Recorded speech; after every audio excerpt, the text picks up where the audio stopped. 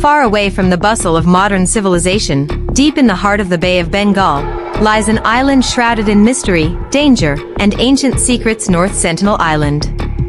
Unlike any other place on Earth, it is home to the Sentinelese, a tribe of people who have lived in complete isolation for tens of thousands of years. They remain the last known tribe to have no meaningful contact with the outside world, untouched by modern technology, culture, or disease. Their story is not just one of survival, but of humanity's oldest roots, locked away behind dense jungle foliage and guarded fiercely with bows, arrows, and a fierce determination to remain alone. The Sentinelese are often described as Stone Age people, but even that term fails to capture the unique place they occupy in human history. While the rest of the world has seen radical changes: agriculture, empires, writing, the Industrial Revolution, and the digital age, the Sentinelese have maintained a lifestyle believed to be largely unchanged for over 60,000 years.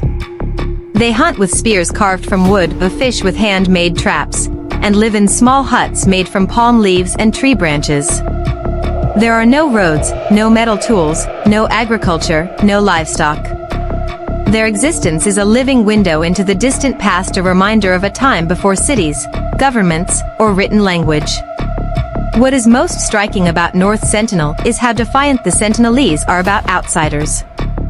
Unlike many indigenous peoples who have suffered colonization, forced assimilation, and cultural collapse, the Sentinelese have fiercely resisted all attempts at contact. Whenever boats approach the island, they are met with a barrage of arrows and spears. Helicopters flying overhead have been shot at. This hostility is not born from hatred, but from a deep-seated instinct to protect their way of life at all costs. To them, the outside world is a dangerous intruder, one that brings sickness, death, and destruction. The story of outside contact attempts dates back to the 19th century, when the British Empire controlled the Andaman Islands, the larger archipelago to which North Sentinel belongs. Early explorers and colonial administrators, driven by curiosity or a desire to civilize native peoples, made several efforts to land on the island and establish contact. These attempts often ended in violence or tragedy.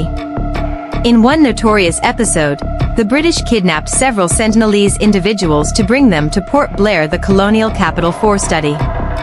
Most of the captives died from diseases to which they had no immunity. Those who survived were returned to the island, but their presence sparked further hostility from their tribe.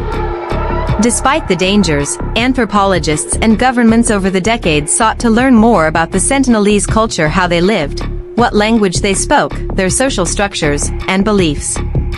But the tribe's refusal to engage has made this nearly impossible. They have remained hidden in the dense forest, rarely seen except from a distance or from the air. What we know about them often comes from indirect observations or chance encounters, pieced together like a jigsaw puzzle missing key pieces. One of the most dramatic moments in recent history occurred after the devastating 2004 Indian Ocean tsunami. As one of the worst natural disasters of the modern era, the tsunami devastated coastal communities around the Bay of Bengal. Scientists and authorities feared that the Sentinelese had perished or suffered catastrophic losses. However, aerial surveys showed the tribe had survived, and remarkably, they responded by shooting arrows at the helicopter that flew overhead. This event demonstrated not only their resilience but also their vigilance in protecting their territory. The fact that the Sentinelese survived such a massive natural disaster without external aid has fascinated researchers. Some experts speculate that their knowledge of natural signs, shifts in animal behavior, changes in the sea and sky helped them anticipate the tsunami and move to higher ground before the wave struck. This ancestral knowledge, passed down orally across generations, may be far more sophisticated than we understand. It challenges the common notion that primitive societies are disconnected from the natural world. Instead, it reveals a deep symbiosis with their environment. The Sentinelese way of life, however, is precarious. Unlike larger and more numerous tribes, their population is estimated to be only a few dozen to perhaps 150 individuals. Their numbers have always been small, which makes them incredibly vulnerable to external threats, particularly diseases. Because they have lived in isolation for so long, they have no immunity to common illnesses that are easily managed in the outside world. Even a simple cold or flu could be catastrophic, wiping out entire families. This vulnerability has been tragically highlighted by events involving outsiders. In 2018, a young American missionary named John Allen Chau made headlines worldwide when he attempted to contact the Sentinelese with the goal of converting them to Christianity. Despite warnings and laws prohibiting such contact, Chau paid local fishermen to take him near the island. He was met with hostility and was killed by the tribe. His body never recovered. His story sparked a global debate about the ethics of contacting isolated tribes.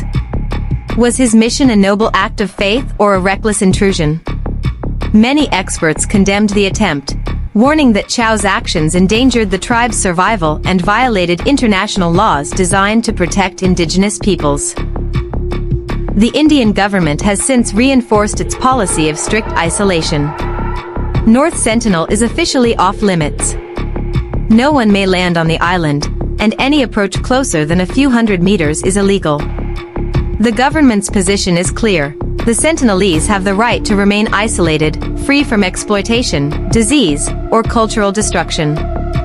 This policy has drawn both praise and criticism. Some argue it's a humane and necessary protection. Others say it borders on neglect. Should we let these people be cut off from modern medicine, education, or even the choice to engage with the outside world if they wanted? The Sentinelese also raise profound questions about humanity's relationship to nature and to itself. Their isolation is not just physical but cultural and spiritual. What do they believe? How do they organize their society? Do they have myths, songs, or rituals passed down for generations? We simply don't know. Their language remains undeciphered, as no recordings or sustained communication exist. And this silence has a haunting quality, like a forgotten melody in the fabric of human history. Anthropologists are cautious, but some hypothesize that the Sentinelese language and genes represent a link to the earliest human migrations out of Africa. They could hold clues to the evolution of language, social organization, and human adaptation in isolation. DNA studies of nearby tribes suggest that some Andaman Islanders have genetic markers that date back tens of thousands of years, surviving multiple waves of migration and conquest. Meanwhile, the outside world continues to close in, slowly but inexorably. Satellite imagery, drones, and even environmental changes are making it harder for the tribe to remain completely isolated. Climate change is causing rising sea levels and more severe storms, threatening the fragile ecosystem of North Sentinel. The encroachment of fishermen and smugglers, despite official bans, adds another layer of risk. The tribe's sanctuary is under siege from forces far beyond their control. Yet, despite all this, the Sentinelese remain defiant. They are a powerful reminder that human civilization is not a single, linear march toward progress, but a complex tapestry of diverse paths. They show us what life looked like when humans lived in harmony with nature, when survival depended on intimate knowledge of the land and sea, and when the social bonds of a small tribe were everything.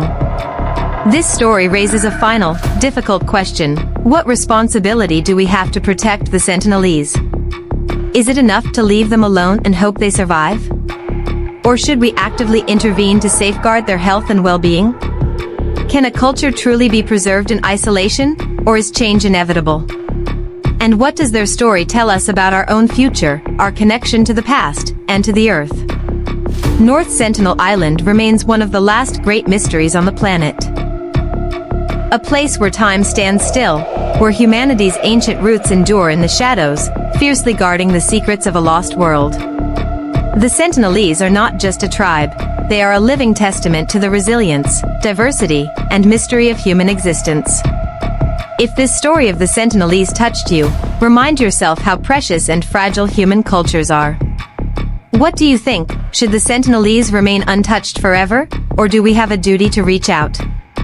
Share your thoughts below.